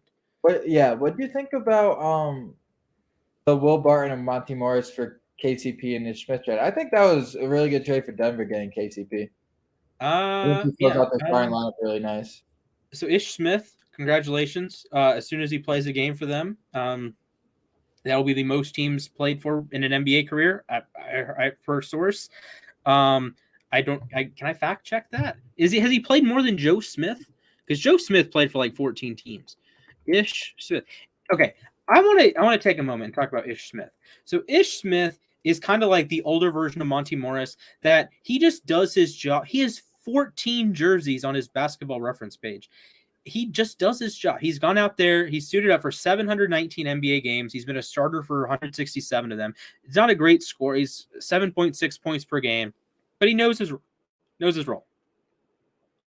Yeah. Averages one turnover a game, 4 assists per game, and he's had some moments. That he's been like 6 assists a game, 7 assists per game with the Sixers in 2016. Like, he's a smart player, and I think Yeah. intelligence goes underrated at times. That it's the Rubio thing that we talked about the entire year as Cavs fans. Having a backup point guard that has a brain is so important.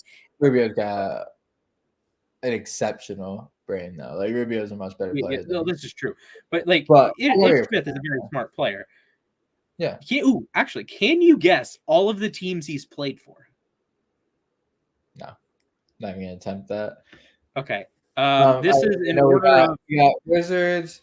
We got the Pistons. Wizards, Was he on the Pistons. Lakers? No Lakers. Wow, you got third guess. Okay.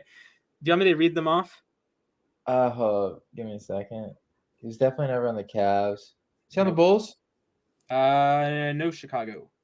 Wow. Okay, I'm done. All right. Okay. Whatever. In order for most games played to least games played: Pistons, Wizards, Sixers, Suns, Magic, Hornets, Thunder, Rockets, Pelicans, Bucks, Grizzlies, Warriors. Interesting. Yeah, he played 6 games with the Warriors in 2012. Started one of them. Wow. There you go. Ish Smith averaged 14 points per game over 75 games with the Sixers. Granted, this was the trust the process era Sixers, so okay. But hey, big props to Ish Smith. He's been in the NFL, been in the NBA since 2010. I mean, maybe it's been the NFL as a side job. We don't know. Yeah, I don't know. Maybe he's 6 foot 175. Maybe he's Devontae Smith. Yes. They have the same last name. That is true. I think we're same onto last something here. Yeah, it's a pretty uncommon last name. What? Pirtle. Yes. So, speaking of Pirtle, one of the things we both love to do in our spare time is, just guess the NBA player, guess random dudes, essentially. Yeah. Like the tweet that said, guys can like talk about like random sports or random athletes for hours. It is correct. That's very true to us. Yes. That's like half of our conversations. It'll be like you have like a few minutes about music, then I talk about what's going on at school, then we talk about the Cavs, then we talk about like the NFL, and then like, oh hey, do you remember in like 2012 when like Mickey Mouse Lester James? Hudson? Yeah, Lester Hudson. Like, we just have these random conversations, right? I was like a Lester Hudson stan in like 2013, bro. I'd be on his Instagram. It's probably like, how does this guy know who I am? He had like that 2-game winners for the Cavs and that like 10-day contract. I was like, I think they brought him back for a second 10-day contract and they got rid of him. I was so mad. They went back to like, I think it was like the China League or something. I'm not sure. I think he's still playing to this day, but do you remember Sunday out of Gaines? What? Sundiata Gaines. Do you remember him? She had Cavs? No, No, right? he was on the Jazz. He had it was LeBron first time with the Cavs. He had a like step back buzzer beater. And Yeah, but I didn't start watching until the 2009-2010 playoffs. darn. Okay, so it was like when the Cavs were like title favorites, and it was this random game at Utah, and Sundiata Gaines, like first 5 games of the NBA, hits like a 30-footer, and it negates like a LeBron, like a crazy LeBron game, like every LeBron game. Oh, wow, that's crazy. All right, you get the honor of the first guess, sir. Let's go with Pirtle. All right, Jakob Pertl. All right, so I wonder, do they change the? Okay, I'm curious now. So obviously, Eastern Conference player, probably a forward center, taller than 7'1". That narrows it down. Age 26.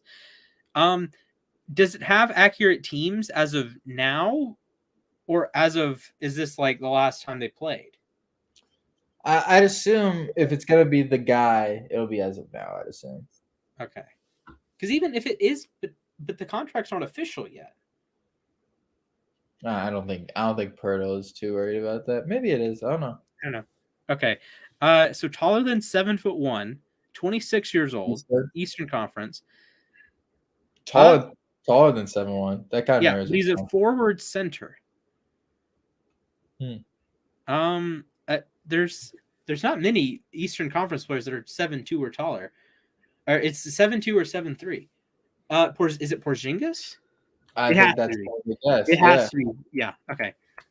Well, that was anticlimactic. That was interesting.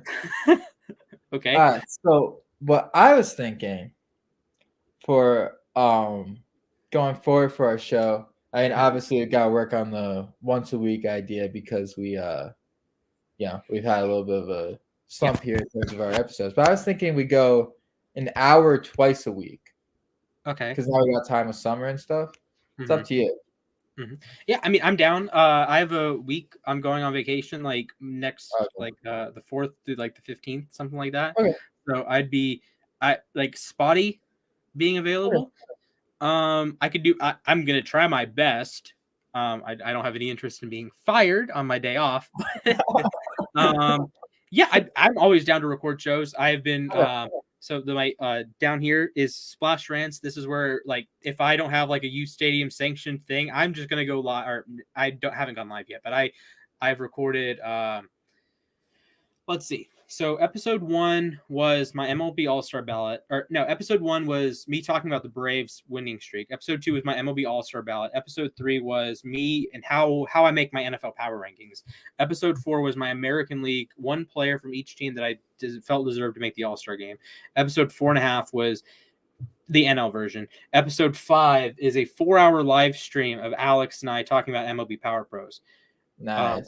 That actually retroactively might be episode 6 because I'm going to pretend that I recorded episode 5. Episode 5 is me talking about the Lamar Jackson contract when that eventually goes up. So if you're ever interested in hopping on that. Oh, yeah, I'd be down. Men put random sports stuff in part of their brain where women put birthdays, anniversary, and what they wore on specific dates. This is very true. Oh, I have an all-time Instagram Snapchat that I posted this morning. Okay, here we go. This is from 2019. This is on. You remember YOLO? Yeah. Oh my God. Yeah. Unfortunately. Okay, so ask me anything. Someone, I think maybe Tyler. He said, "Why these females be playing?" And I said, "Maybe if they watched more sports, they'd know it's a bad idea to play with our emotions." That's true. But are you gonna have the same emotions about like 90%, 99% of other things you do over the Cavs losing a big playoff game? Probably not. I don't know.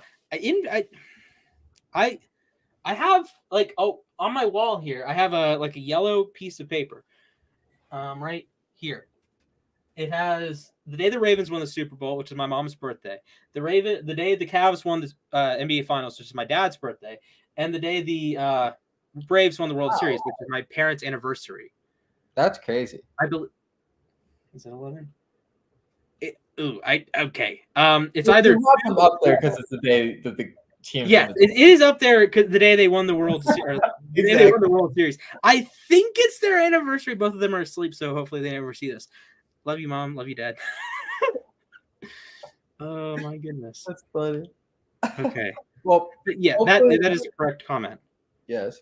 Hopefully, next time we do one of these, Colin Sexton will be signed as a Cav for next year.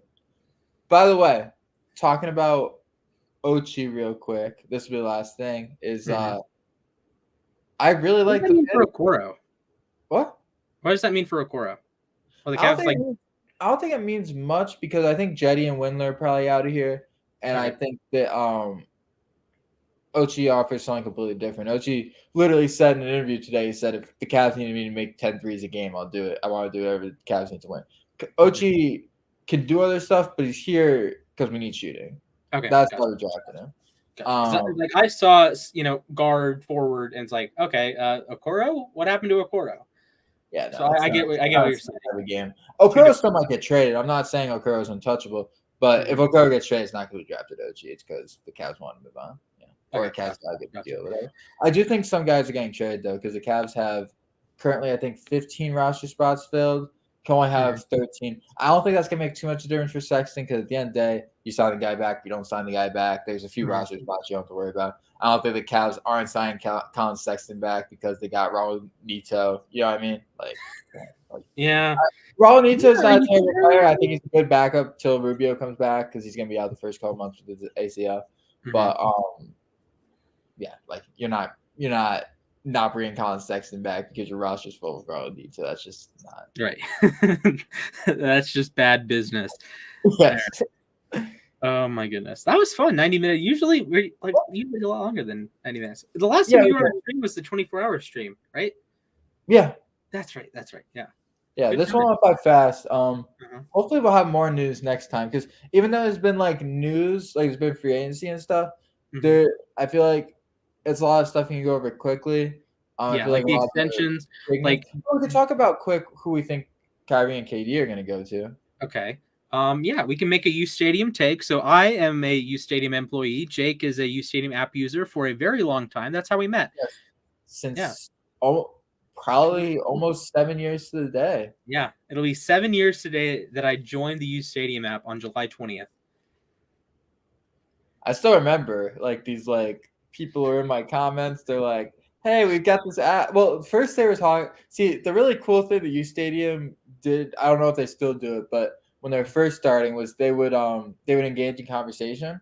And so we have people that are at the company specifically to do that now. Oh, really? That's awesome. Yeah. No, it was really cool because it intrigues me because they're really respectful. It was a conversation, whatever. And then it reeled me in, and then they're like, "Hey, you want to use this app?" I was like, "Oh yeah, I'll download your app. You're cool guys." And then I ended up using it for I think a few weeks after I got it. And one day I was bored, whatever, going through my apps, clicked on it. I was like, "Wow, this place is crazy. I'm gonna keep using this. This is fun." Because it was always fun. Definitely gotta hop on there more. Yeah, absolutely. So yeah, I joined July 20th, 2015. Let me look that up real quick. I got my phone here. Oh my goodness. Yeah, we have a guy spamming the feed. Awesome. Yeah. Colin is back. Is back. What?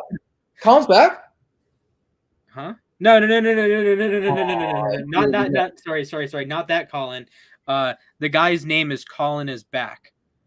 Oh, okay. I thought you meant it's a Colin. The idea is it's a Colin Coward burner, but it's Graham or someone. And he just tagged 20 people in a row on the feed. I guess you can see that, but he just tagged 30 people in a row. Oh my lordy. So as soon as I posted the "Where does KD go?" our YouTube clip, and then it's 40 posts in a row by Colin is back. Okay. Wait, hold up. Let's go. I don't remember how many. So this was July 21st, 2015. Wow, you joined one day after I did. That is actually It insanity. was funny. I don't think I understood what they were asking at first. Hold on, I'm looking at it. So we were talking about Gronk, Uh-huh. and we were talking about the suspension, which I was probably talking with Nick Spano. He was probably being respectful. He was probably like, "Oh, I hope the Patriots don't hope Brady gets that suspension." But he was being, and then he said, 24/7 football talk free contest and huge things coming this season. Can you check it out, bro? And I said, okay, I'll look at it. Thanks. Yeah. And yeah, and then it was history from there. Uh-huh. 2 years of, well, I've been on there for 7 years, but like that, like 2015 to 2017 was just like That was the straight. prime. Not That saying was it's the not prime. great. Not saying it's not great now. Still a great No, app. it's just But it's a different kind of great. Like now it's yeah, a well, it it's had been more like a it's more community. Now it's sensitive. more of It's not- a I don't want to say it's like it's still a community. There's still people there. No, it's It's still very much a community. I'm saying like back then people could say whatever they want. Now, and also it's partially because of the difference with like talking about stuff back then versus now. I mean, uh-huh. like Twitter, even like they people get in trouble on there for saying stuff that they wouldn't have gotten in trouble on for 7 years ago. So Oh that's yeah. Do you know how many times Weedham Boys has been banned on Twitter? It's like 30. And he's the funniest part is he's always on Instagram. He like tweets that he's been banned. yeah, he always tweets. I've seen his Instagram. Yeah, It's I got great. Love you, suspended. I Jason. got suspended from Twitter for I got suspended for Twitter for saying a non-political political opinion. Like it was just like basically asking why a certain individual was getting themselves involved in politics when they did. I didn't say that this person was bad, that person was bad. All I asked was that, and I got suspended. I think it was because the individual who was a politician and the individual who was a celebrity that I was referencing were like trigger words on Twitter that night. So they're probably just suspending people who put in those words. Gotcha. The same thing with COVID. If you typed COVID for a while, you had like a 50% chance of getting suspended, like for like a few days, because it was like right when it started to get politicized and stuff. It was like a trigger word to get suspended, no matter which side you were on. I got a warning once for typing the Playboy Carti album "Die Lit" because it said "die" in it, and I guess that's considered a threat, even though it's an album title. Bro, there was a uSTADIUM post the other day. Oh, was it the Bridges one? I put loser, like what a loser, something like that. And they're like, "Are you sure you want to post this?" And it like, Yeah, it does say that. The lame. funniest thing is I got suspended for what I got suspended for, but Instagram still won't give me my account back. Wait, really? Yeah, really. It's been Wow. 6 months now. Oh, that account, yeah. In the 2017 finals, I was really angry, and I posted like a tweet. Oh, okay. It was About the Freddie Freeman agent stuff. Said what a loser, and they're like, "Are you sure you want to post this?" No. That's funny. Yeah, no, I in the 2017 finals, I had some choice words for KD, Curry, and Draymond, I think it was. And it's something that probably should have gotten me suspended, and they just gave me like a temporary warning or whatever, no restriction or anything. I was fine. Meanwhile, like they suspend me for what they suspend me for, and they suspend so many people for like nothing, basically. Yeah. It's so weird. I don't get it. Yeah, But I agree. Social media is goofy. Anyways, that was a solid 10-minute tangent to add to the runtime. So help out the algorithm, help out the watch hours. We appreciate you guys for sticking in for 98 And minutes of the next best basketball time content is out there. the 10th episode of the Full Court Chat. Very exciting. I think. Wait, today's the episode 9th. 9. Yeah, today's 9. Don't get ahead of ourselves. Today's 9. Okay. Next episode 10. Hey, to be fair, I screwed up the number of Sports Desk episodes. Next week is 79. Oh, okay. This We're week catching is Sports 78. Desk. Oh, wow. That's Jack, if you're listening, that's a challenge. Because we had the thing is we were like late to a couple episodes, so like we're probably not going to catch, but we could try to have more between now and the end of the year, or I can try because I was like it was oh my goodness, because the sports test. Time Out with uSTADIUM started the first week in January of 2021. We started the week after. So they had episode 1, episode 2, then we had episode 1 on our Friday. So it was like boom, boom, boom, boom, boom. Then they were off for the draft because it was a Thursday. We had another draft show. So we were like tied. So it would get so like it would be they would have episode 23 or whatever. We would have episode 23. And then boom, boom, boom, boom, boom. Then there was one that I totally screwed up and ended the episode prematurely before it like started. So you know how like I start the broadcast and then I end the broadcast, right? Well, Yeah. I was going to start the broadcast, but Frankie was going to start the broadcast. So Frankie started it about half a second before I did. And then my option was end broadcast. So I'm like, okay, just start broadcast. Okay, start. Okay, yeah, there we go. And then all of a sudden the broadcast is over and like I get the spinning wheel of death and I'm like, Frankie's about to murder me. So that lagged them behind. So then the sports desk was like one ahead. And then like during I think there was like another week that no one was around. So the sports desk, like Jack and I have not missed a show. We've been late on shows, but we have not missed a show. Wait a minute. Is this a troll What? in the chat? Joshua, I think this is. Yeah, it's a troll. Yeah, this is a troll. I get Woj alerts, so. Okay. Do you get Shams alerts? Because I get Shams. I do get Woj. I think I get Shams as well. I think I get both. Yeah. Okay. And I also get Mark Stein. Good troll though. Good troll. Yeah. Joe Harris. Cavs legend Joe Harris, right? Yes, Cavs legend. There was something else I wanted to say. I forget what it was though. And then we haven't done an episode of the Sports Desk since the Hurricane stream, August 31st. Hot take. No, we had one the next week. That's right. Hot take. Cavs. The Cavs will either trade Karis LeVert or Lauri Markkanen by the end of the summer. Okay. I think that's going to happen. I think Karis LeVert has a nice $17.5 million expiring deal. Mm-hmm. I think Lauri, he was really good. It worked well last year, but I feel like he has some value after how he played last year. Mm-hmm. And those contracts, $60 million a year, might be a little bit much for some teams. But I think $60 million for how he played last year is pretty good. And they might try to go towards more traditional small forward. I wouldn't be surprised, even though I love Okoro, if they included Markkanen or Okoro in a deal to try to get a traditional small forward. Mm-hmm. But we'll see. I think LeVert or Markkanen will get traded. Just looking at the numbers, if they bring Sexton back. If they don't bring Sexton back, I don't think that'll happen. But if they bring Sexton back, I think Windler and Jetty are definitely gone. Mm-hmm. I guess you could just send the second rounders down to the G League and you probably have your roster covered. But they have like 15 right now. Yep. So. You have the Super Mobley Bros.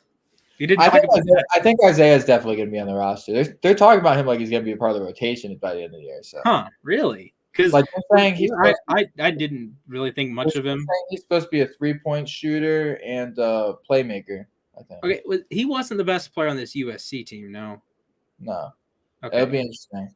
I watched one USC game this year, just full transparency. It was against Oregon State. Oregon State at the time was 3-22, went to double overtime. It was so sad. It was so sad how bad they were after how good they were that one year. Mm-hmm. It was with my boy Ethan Thompson. The Elite Eight. And you dunked on me with Oregon State because I thought they would suck. Like I thought they were going to get blown out, and you said they were going to win 2 games or something like that. No, I think I did say that, didn't I? Yeah. You had them like going deep in the tournament, and I'm like, I had them going to Sweet 16. That's right. Okay. Yeah. And I'm like, oh, this team stinks. Right. Like, okay. Yeah. This year, the freaking Peacocks went to the Elite Eight, and then all of their players thought, "Hey, we are much better than St. Peter's transfer window." And then one of them went to Bryant. Adair. Yeah. Doug. Yeah. He went to Bryant. Yeah, that's gonna be really exciting because Bryant had the leading scorer in the country this year, I believe. So if those two get together, that could be fun. Was Max Asmus drafted? He definitely wasn't drafted. I don't think he was. He went back to Oral Roberts this year. They didn't make the tournament. Okay. He still had a lot of points per game, but. Yeah, I feel like he fumbled the bag a little bit there. I don't think he could. Well, you get the NIL. You get Because I thought He'll play he, basketball professionally somewhere, though. I'm sure. and with NIL, I don't Yeah. think there's a such thing as fumbling the bag anymore. Yeah. You like NIL? I think it's good. Yeah. You see that? Oh, okay. Here we go. Here's something. I hope you haven't seen this because this is hilarious. What do you call the new USC Minnesota rivalry? What? The Lakers. Oh, What do you nice. call the new UCLA Minnesota rivalry? The Clippers. I don't know. Yes. Oh, okay. Yeah. Also, I believe Rutgers is as close to Iceland as it is to. Oh, I didn't. I got the joke wrong. I thought you meant by USC Minnesota because the Lakers used to play in Minneapolis. Yes, that was a joke. And then the next comment was, "Well, what do you call the Oh, UCLA?" okay. And it was Yeah. just like the jab at UCLA. Oh, yeah. That's funny. But yeah, I believe Rutgers, or either Rutgers or Maryland, is as close to Iceland as it is to Los Angeles. Yeah, no, it's stupid. But at the same time, also, which was as stupid, was Woj, I think it was tweeting about that during free agency. It's like, dude, wait a couple hours. Like, we don't care about this report right now. I'm sorry. Right? Like, It's like we're trying to see what happened with our free agents. It's not about college football right now. With all I the agree. I agree. Also, Notre Dame. Well, Notre Dame to the Big Ten. That's geographically makes sense. Oregon to the Big Ten. Okay, then. I don't know. I feel like college sports are kind of. I don't want to say going down the drain, but I feel oh, like yeah. there's definitely lost some of its luster. Like this year That's felt well, not scripted, but like planned out. well, Or yeah, like, the North Carolina Duke game. But I think college basketball, you get tomorrow, you always have that excitement. But college football is completely falling apart. yeah, like if you College told football, someone, once college football destroyed the value of the bowl game, it was kind of wraps, in my opinion. uh, I still like watching it from time. I still like watching it, but I don't watch it every Saturday anymore. yeah, Like I watch it. I watch like it a good I amount. went to an FBS school. I went to a Division One FBS Power Five school. I didn't have any interest in waking up at 9 a.m. to watch football. I watched Michigan, Ohio State because Michigan, Ohio State. I watched both Georgia Bama games. I watched the Michigan Georgia game because I was on a live stream for it. I watched a Pitt Bowl game without Kenny Pickett, and there's like I watched maybe 10 college football games last year. It just like I was only watching really because the draft. The most excited I remember being was me and my friend had like I think it was Houston plus 17.5 against Cincinnati. I was down like 21 with a minute left in the game. We're going crazy, like it's like the last minute of a close game. They didn't end up scoring, but we talk about that like it was the most exciting, like down to the wire game ever. Wasn't there a UConn Vanderbilt game this year? I don't know.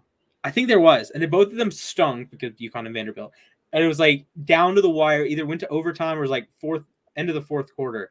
Like, this is insane. Yeah, I just think college football. If you told someone in September, hey, here is the Final Four. It's going to be North Carolina, Kansas, Duke, and Villanova, and the championship game. Huh? I wouldn't have believed it because college basketball usually doesn't work like that. Okay. Would you be shocked if any individual one of those teams made the Final Four? No, okay. No. Obviously, all four of them together, sure, that's fine. But and then like, would you have been shocked to hear, oh, Alabama, Georgia, national championship game again? No, that college football Final Four is exactly what you'd expect. I mean, who was it? I don't even remember who Alabama played Cincinnati. Cincinnati was a surprise. Yeah, who was Georgia? Who Georgia beat? Was it Notre Dame? Michigan. Michigan, right? Yeah. I mean, I guess Michigan's a little bit. Yeah, I mean, good it's for like them. Okay, it's either Michigan or Ohio State. Yeah. Congratulations. I don't know. It just annoys me. We do At least get a Notre college Dame football video game next year. What? College football video game next year. But the thing is, like, kids don't even play Madden anymore. Like, is the younger generation really gonna be looking to play the new college football game?